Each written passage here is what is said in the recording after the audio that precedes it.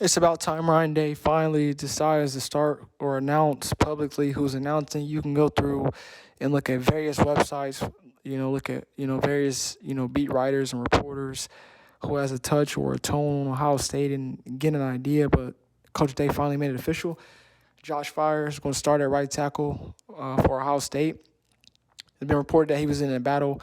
Well, I can't say his name right, but he was in a battle with him. But I think this is a good move for Ohio State. I want to give a huge shout out to Michigan State University. I want to give a huge shout out to Mel Tucker for just letting everybody know your game plan. So for those who don't know, the Big Ten, the network, they go out and they go to each team's camp, fall camp, and at the fall camp they get to sit down with the coaches and the players, and they give you some updates. Some coaches are more closed-minded on what they could say. Even I seen with the ACC, if you go back and watch Pittsburgh. The Pittsburgh head coach, they was asking him, what are your weaknesses of the team? Like, what position group are you weak?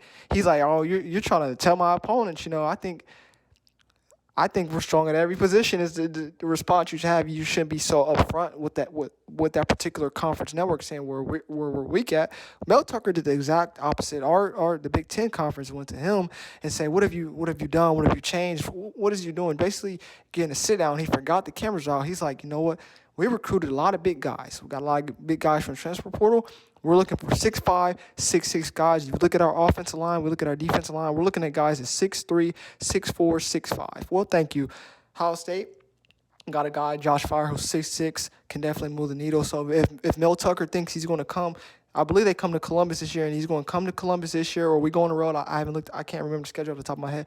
And you think you're going to control both lines of scrimmage, and you think that you're going to run through Ohio State with your big guys? Not happening. Fryar, he's not just starting because he's a big guy. He's earned the opportunity to start. We'll see if he starts versus Michigan State, but you can't show all your tricks of the trade early. Mel Tucker, you made that mistake, but okay, thank you, and hopefully we'll see what Josh Fryar can do. The offensive line needs to be improved this season. It starts against Indiana. We'll see how he does.